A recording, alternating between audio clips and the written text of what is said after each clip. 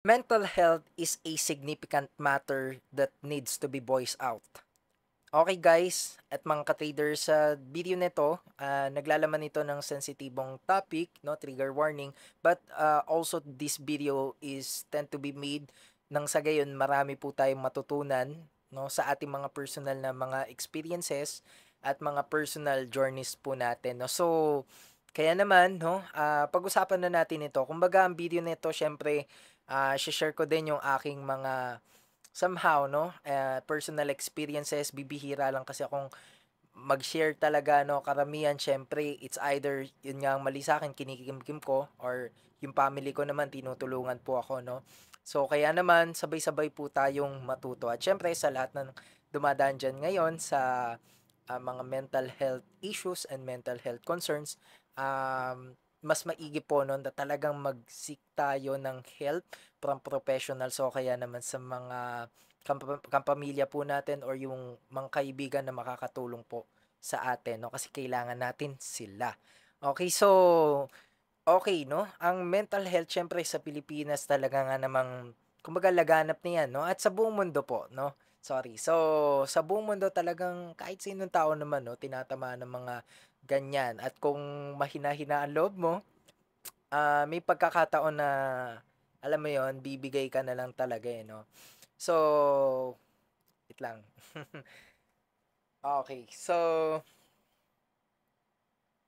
ngayon lang ako nablangko sa vlog ko, ah. So, medyo mahirap 'no, yung mga experiences natin nung mga nakaraan. Actually, hindi mahirap, ako lang ata nagpapahirap 'no. Siguro sa isip ko lang. Pero just want to be open 'no, just want to open this para nang sa gayon siyempre, mapalaganap natin 'no, yung awareness at yung learnings po sa inyo. So siyempre, tayo na-feel ko 'no na I've been stuck 'no for weeks or for months.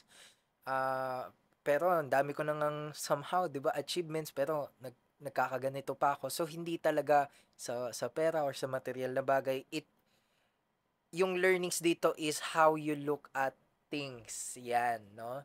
At siyempre napakaimportante rin nung meron tayong sense of belongingness 'no, meron din tayong, hihingian ng tulong 'no, kung sakali mang talagang kailangan na natin ng tulong 'no. Kasi no man is an island 'no, yung sinabi ko ngang, mas mahilig ako 'no or mas komportable ako na mag-isa. Mag-isa akong gumagawa ng assignment, walang kagrupo, mag-isa akong kumbaga, yung pagiging independent kasi 'no, I think diyan ko rin nakuha yun. Maganda naman maging independent talaga 'no, pero may mga negativities siya 'no, yung pagiging independent mindset 'no. Kasi parang akala mo hindi mo na kailangan ng tulong ng ibang tao o kaya naman kinakaya mo lahat mag-isa 'no, which is yun po yung nangyari sa'kin 'no. Ah, Yun, yung mga natutunan ko din, hindi ko pala talaga kaya mag-isa, 'no? Kasi kailangan ko rin ng tulong ng ibang tao, ng family ko kapagka, alam mo yun, when things are fucked up. 'Di ba? Kasi may mga times tayong ganyan, hindi lang ako, siyempre tayong lahat, lalo na yung mga kabataan diyan, 'di ba? So, ngayon, ano bang matututunan natin dito, 'no? Ako personally, hindi ko na-di-discuss yung further details pero ang masabi ko lang, I think wala na ako sa kinalalagyan or kinakaupuan ko ngayon kung hindi ako tinulungan ng family ko at ng, mga ibang kapamilya ko 'no, na nagso-support pa rin sa akin when things are, fucked up and then kapagka magulo na lahat ng bagay 'no, talagang sila at sila pa rin yung mag-i-stay sa'yo 'no. So, yun.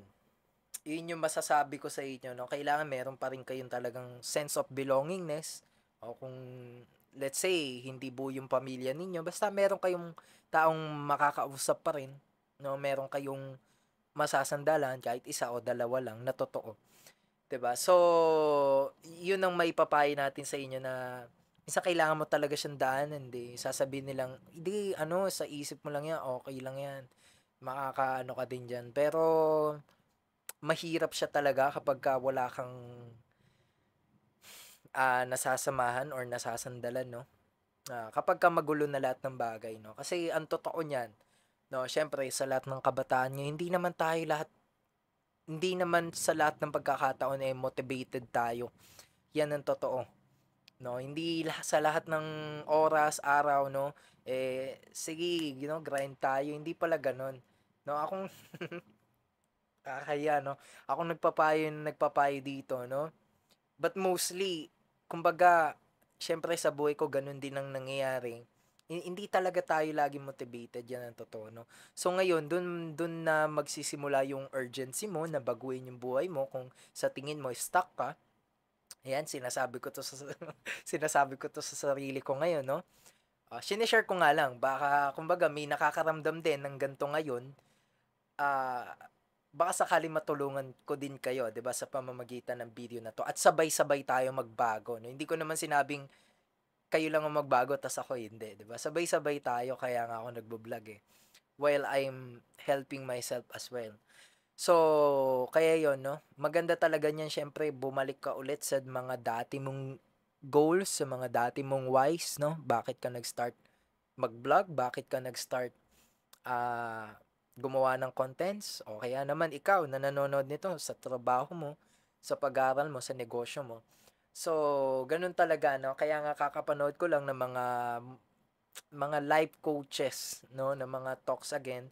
Ganun talaga eh, sa buhay may mga uncontrollable factors na dumarating daw yung disappointments, no? Kapag yung ine-expect mong result hindi nangyari, yan, doon na magsisimula ang problema.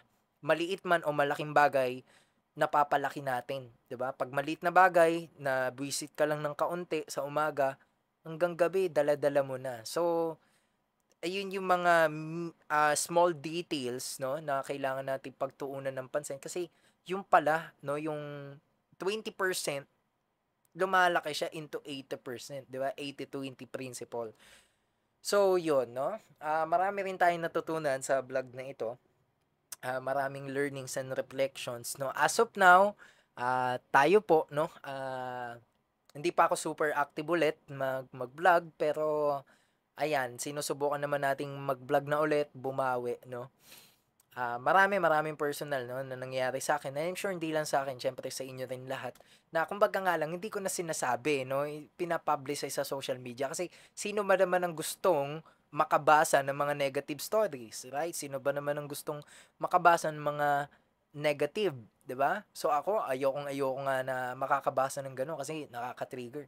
Kaya alam niyo sa Facebook, no, ah nag-a-unfriend ako kapag yung tao eh puro negative yung postings niya or shares niya. Bakit? Kasi environment yun eh.